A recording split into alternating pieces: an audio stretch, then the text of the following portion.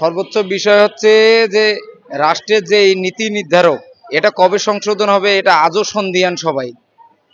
একটা আন্দোলনে বাংলাদেশের সর্বোচ্চ ডিগ্রিধারী এই প্ল্যাটফর্মটা রাস্তায় থাকে, এটা কেউ কল্পনা করতে পারে? এটা সাধারণ একটা বৈষম্য বিরোধীর আন্দোলন হয়তো, বাচ্চা কাচ্চাদের আন্দোলন হয়তো মানান যাইতো। এইরকম একটা শিক্ষিত প্ল্যাটফর্ম রাস্তায় থাকে, এইখানে সচিবালয়ের নীতি নির্ধারকরা আছে, এরা এটা চোখে থাকে না। আজকে 27 দিন এরা এখানে মানে কুত্তার সঙ্গে রাত কাটাচ্ছে। এরপরে সমাধান একটা আসলো যে রিজওয়ানা ম্যামের সঙ্গে সাক্ষাৎ করে বিষয়টা একটা অবগত সমাধান করবে। আরে ভাই, এটার জন্য তো প্রজ্ঞাপন দরকার নাই।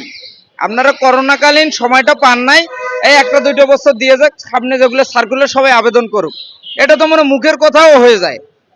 এটার জন্য রেজওয়ানা ম্যাডাম গত সপ্তাহ থেকে উনি নাকি ফ্রিই হচ্ছে না, অথচ দেখা যাচ্ছে বিগত 2-3 দিনে বিভিন্ন জায়গায় উনি প্রোগ্রাম করে বেড়াচ্ছে। এখন উনি এইটা অবজ্ঞা নিচ্ছেন না, না ওনার পিএস আমাদের উল্টো বোঝাচ্ছে, এটা আমাদের মানে বোধগম্য আসতেছে না। এখন একটা জিনিস, যখনই আন্দোলন নামতেছে, লাস্ট 27 দিনে 5-6টা আন্দোলন হয়েছে, পুলিশ বাধাগ্রস্ত, ভাই আপনাদের সচিবালয় নিয়ে যায়, জিনিসটা নিগোসিয়েশন করে আসবে।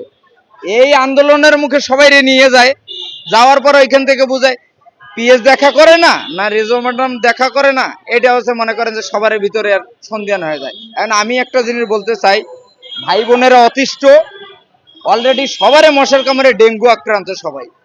এখন এই অবস্থায় এখানে একজনে থাকার মনে পসিবিলিটিতে নাই, সবার জ্বর, আমার পর্যন্ত ডেঙ্গু হয়েছিল, আরো যে 2জন অসুস্থ ওরা তো বাসা থেকে দাঁড়াইতে পারে না। এখন এই অবস্থায় এই বিষয়টা দ্রুত অন্তত কালকের দিনেই নিষ্পত্তি করে যতজন অবস্থান নিচ্ছে সবার ঘরে ফেরার একটা ব্যবস্থা করে দিক, মানে এটা একবারে বিশেষভাবে আহ্বান। আর আমার কথা হচ্ছে, রেজওয়ানা ম্যাডাম আপনি এমন কি ব্যস্ততা হইলেন যে আপনি আধাটা ঘন্টা সময় দিতে পারেন না? কাজ তো অনেক থাকে, আপনারা দেখতেছেন যে 27 দিন ধরে অবস্থান, চাইলে উনি হয়তো সচিবালয় এখন, আচ্ছা ঠিক আছে ওনাদের ডাক দেন, পিএস এর মাধ্যমে ডাক দেন, আমি এই বিষয়টা জানান দিচ্ছি। অথচ একটা বড় ধরনের ব্যারিকেড দিয়ে যখন আন্দোলন ডাকা হয়, আপনারা উপদেষ্টারা বাসা থেকে গাড়ি নিয়ে মনে করেন যে ওই স্পটে যান গা।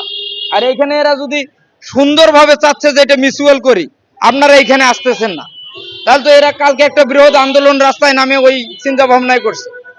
সচিবালয় অভিমুখে যায় হলো ম্যাডামকে স্পটে আসে এদের সমাধান করে দিয়ে যাইতে হবে। পদক্ষেপ নেওয়া হয়েছে, আগামীকাল আরেকটা মহাসমাবেশ ডাকা হয়েছে, এইখানে তো এরা কোনো কথাই মানবে না, হয় রাজপথে প্রাণ দিয়ে দেবো, কিন্তু ম্যাডামকে স্পটে আসে এটার সমাধান একটা দিতে হবে। উনি যেহেতু সময় শিডিউল দিচ্ছেন, আর কি করবে?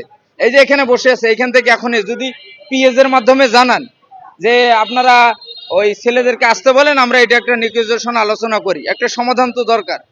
উনি এই সময়টাও দিচ্ছে না। আবার যে পিএস এর দ্বারা বলবে যে ওদের ডেকে পাঠান, এটা বলতেছেন, ওনার পিএস বলতেছে ম্যাডাম আসলে বলবো, ম্যাডাম আসলে বলবো। এটা আদৌ সত্যতা কতটুকু? এটা হচ্ছে